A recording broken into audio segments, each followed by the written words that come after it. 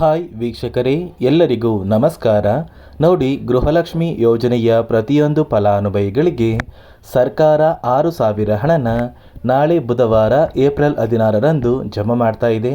ನಿಮ್ಮ ಬ್ಯಾಂಕ್ ಖಾತೆಗೆ ಸರ್ಕಾರ ಗೃಹಲಕ್ಷ್ಮಿ ಯೋಜನೆಯ 4,000 ಹಣ ಮತ್ತು ಅನ್ನಭಾಗ್ಯ ಯೋಜನೆಯ 5 ತಿಂಗಳ 2,000 ಹಣ, ಒಟ್ಟು 6,000 ಹಣನ ಜಮಾ ಮಾಡ್ತಾ ಇದ್ದು, ಈ 6,000 ಹಣ ಕರ್ನಾಟಕದ 23 ಜಿಲ್ಲೆಗಳಿಗೆ ನಾಳೆ ಬುಧವಾರ ಜಮಾ ಆಗ್ತಾ ಇದೆ. ಮತ್ತು ಈ 6,000 ಹಣಕ್ಕೆ 5 ನಿಯಮಗಳು ಕೂಡ ಜಾರಿಗೆ ಬಂದಿದೆ. ಹಾಗಾದರೆ ಬನ್ನಿ ಸ್ನೇಹಿತರೆ, ಆ ಒಂದು ಮಾಹಿತಿ ಏನು ಅಂತ ತಿಳ್ಕೊಳ್ಳೋಣ. ಅದಕ್ಕಿಂತ ಮೊದಲು ನೀವೇನಾದ್ರೂ ಇನ್ನೂ ಕೂಡ ನನ್ನ ಚಾನಲ್ನ ಸಬ್ಸ್ಕ್ರೈಬ್ ಆಗಿಲ್ಲ ಅಂದರೆ ದಯವಿಟ್ಟು ಪ್ರತಿಯೊಬ್ಬರು ಚಾನಲ್ನ ಸಬ್ಸ್ಕ್ರೈಬ್ ಮಾಡ್ಕೊಳ್ಳಿ, ಹಾಗೆ ವಿಡಿಯೋಗೆ ಒಂದು ಲೈಕ್ನ ಕೊಡಿ. ಹೌದು ವೀಕ್ಷಕರೇ, ಗೃಹಲಕ್ಷ್ಮಿ ಮತ್ತು ಅನ್ನಭಾಗ್ಯ ಯೋಜನೆಯ ಪ್ರತಿಯೊಂದು ಫಲಾನುಭವಿಗಳಿಗೆ ಸರ್ಕಾರದಿಂದ ಭರ್ಜರಿ ಗುಡಿಸ್ನ ಕೊಟ್ಟಿದ್ದು, ನಿಮ್ಮ ಬ್ಯಾಂಕ್ ಖಾತೆಗೆ ಸರ್ಕಾರ ಗೃಹಲಕ್ಷ್ಮಿ ಯೋಜನೆಯ ಒಟ್ಟು 4,000 ಹಣ ಅಂದರೆ ಮಾರ್ಚ್ ಮತ್ತು ಏಪ್ರಿಲ್ ತಿಂಗಳ 2 ತಿಂಗಳ 4,000 ಹಣ ಜಮಾ ಆಗ್ತಾ ಇದೆ. ಈ ಒಂದು ಹಣದ ಜೊತೆಗೆ ಅನ್ನಭಾಗ್ಯ ಯೋಜನೆಯ ಕಳೆದ 5 ತಿಂಗಳ ಪೆಂಡಿಂಗ್ ಇರುವ 2,000 ಹಣ, ಒಟ್ಟು 6,000 ಹಣನ ಸರ್ಕಾರ ಜಮಾ ಮಾಡ್ತಾ ಇದೆ. ಈ 6,000 ಹಣಕ್ಕೆ 5 ಹೊಸ ನಿಯಮಗಳು ಕೂಡ ಜಾರಿಗೆ ಬಂದಿದೆ. ಈ 5 ನಿಯಮಗಳ ಆಧಾರದ ಮೇಲೆ ಪ್ರತಿಯೊಂದು ಫಲಾನುಭವಿಗಳಿಗೆ ಈ ಒಂದು ಹಣ ಜಮಾ ಆಗಲಿದೆ. ಒಂದು ವೇಳೆ ನೀವು ಈ ನಿಯಮಗಳನ್ನ ಪಾಲಿಸಿಲ್ಲ ಅಂದರೆ ನಿಮ್ಮ ಬ್ಯಾಂಕ್ ಖಾತೆಗೆ ಈ 6,000 ಹಣ ಜಮಾ ಆಗೋದಿಲ್ಲ. ಹಾಗಾದರೆ ಬನ್ನಿ ಸ್ನೇಹಿತರೆ, ಆ 5 ನಿಯಮಗಳು ಏನು ಅಂತ ಕೂಡ ನಾನು ನಿಮಗೆ ತಿಳಿಸ್ಕೊಡ್ತಾ ಇದ್ದೀನಿ.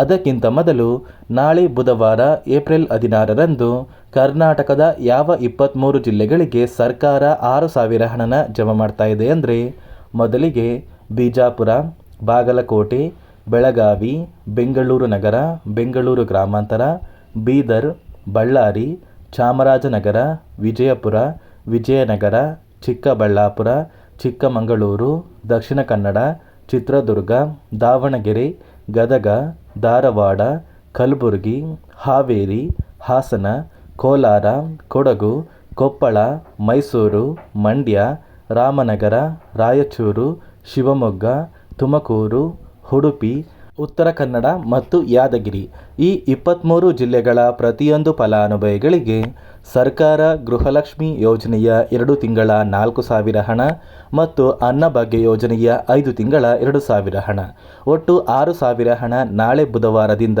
ಜಮಾ ಮಾಡ್ತಾ ಇದೆ.